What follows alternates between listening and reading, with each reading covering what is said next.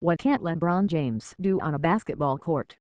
It would be silly to say the Boston Celtics don't have an answer for LeBron James, because not a single basketball team in the world has the solution for what James did in the Cavaliers' 117-1-0 for victory over the Celtics on Wednesday.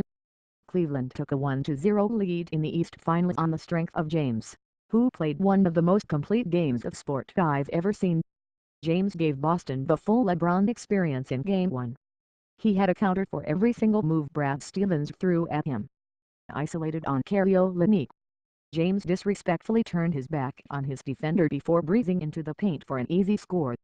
Trapped in the pick and roll, James morphed into Magic Johnson and effortlessly launched a pass over the outstretched arms of multiple hapless defenders.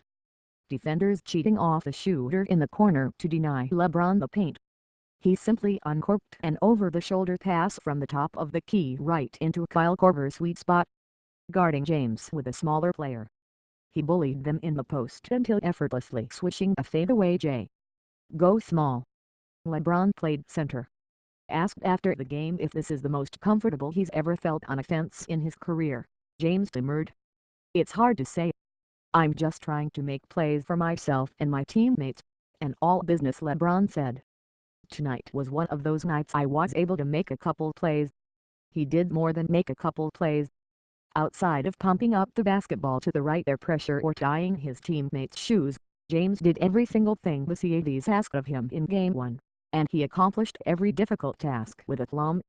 The myriad ways James can affect the game stood in stark contrast to Isaiah Thomas, who looked passive for much of the loss, waking up only when the game was already slipping away. Whereas the attention Thomas draws on offense is his biggest and often only asset, it's not quite so easy to pinpoint James's most important contribution. Is it his help defense? His scoring? His passing? Being a coach on the floor?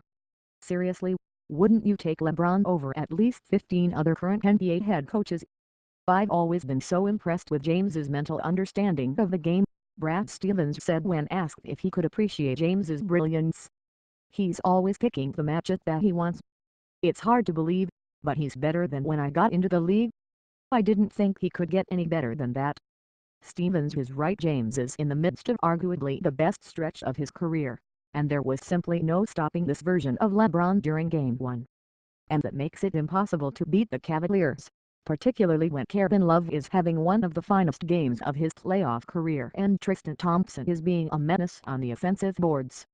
Boston definitely needed more from Thomas, who started out the game flat, and maybe was too concerned with getting his teammates involved as opposed to finding his own shot.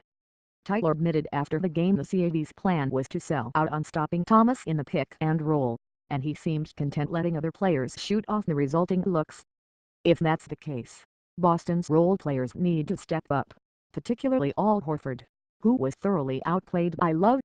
The playoffs have been boring in terms of competitive basketball, but there's certainly something to be said about the greatness we've seen so far this spring. It's still a little early to have the greatest player ever discussion, but nights like Wednesday are why LeBron has earned the right to be in that conversation. Take out the rings, the teammates and everything else, and just think about all the ways LeBron James can affect a basketball game. Right now, he's performing at the level of a 2K Create A player who had every attribute maxed out. As long as James is dominating the game from every possible aspect, no one is slowing down the Cavaliers.